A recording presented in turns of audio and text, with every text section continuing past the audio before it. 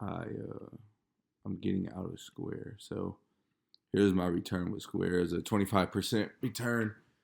So I end up making 4,000, right? So it took me about 15,000 to make 4,000, but it didn't take that long. So on March 4th, I bought some Square at 226, right? And then I end up buying some more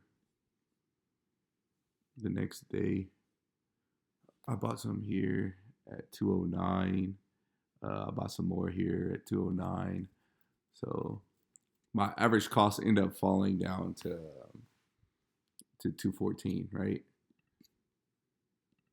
So let's go look at the Square chart. So the first day I bought at 226, right? I was buying here.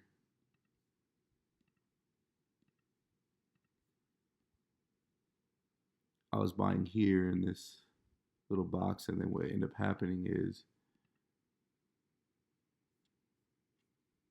no, wait, I lied. I was buying here. I was buying here thinking it was gonna break out. It did. It went up a little bit, then it started falling. Right, there was a big tech sell off, so it failed. Then I started buying more at 209 around here. Right, boom. I started buying here. So now we start to see the recovery. Right, so my average cost was $214. It's now went all the way up here to the 279, 278 range, and I ended up selling off, right? So I sold off because the RSI went hot. So you guys see the RSI goes hot. Now look what happens to the price. It's starting to come down, right? When the RSI went hot here, look what happened to the price. When the RSI went hot here, all right, you see what happens? RSI goes hot, price falls. RSI goes hot, price falls. RSI goes hot, and the prices should fall a little bit more. But something else I want you to notice is that when it recovers, look how it went higher. So this might pull back, but then eventually it's gonna, come back up here, right? So, anyways, load it up more down at the 209 range, bringing my average cost down to 214. Now I'm selling off and taking profit. All right. Another thing too for you to know is look at the MACD when it crosses over. All right, MACD crosses over on this day. Look what happens to the price. All right, histogram starts ticking up. Look what happens to the price, right? So a little price action. This is how I knew to load up even more here. Right, I just used the histogram, used the MACD, load it up. Okay, then we seen the rip. So I'm about to take this $9,648 and I'm going to put it into OKE. Right, so I'm rolling this. I'm rolling the profit plus the original principal into OKE. Right.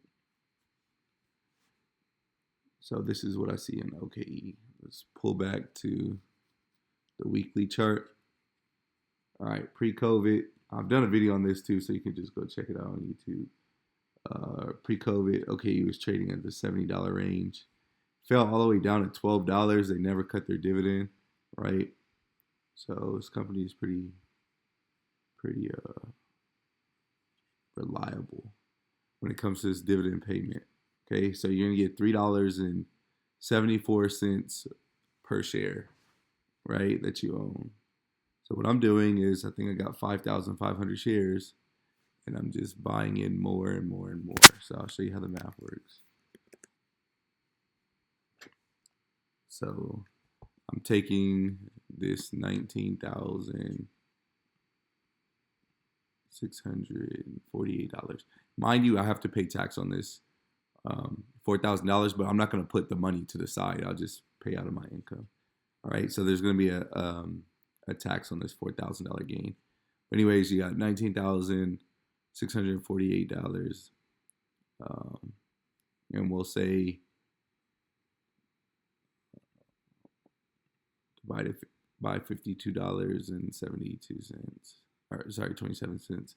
So I got 375 shares. All right, so you buy an additional 375 shares. All right, now each share is going to pay you $3.74 per year. Okay, per share per year. So this trade alone in Square raised my annual income up another $1,400, right?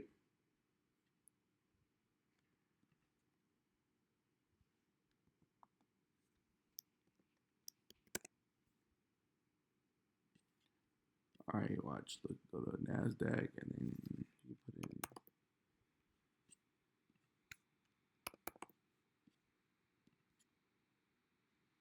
put in OKE, and then you can go to their dividend history right here.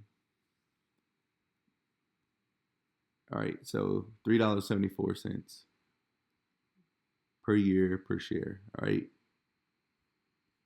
Notice how the dividend just goes up. All right. See, the trend doesn't fall. They didn't cut their dividend during COVID. That's a very strong sign. So, anyways, what I did was I just created some more income for myself. That's the whole name of the game, right? I jump into these swing trades. I jump into these plays so I can raise some capital so I can go buy stocks that are going to pay me dividends, all right?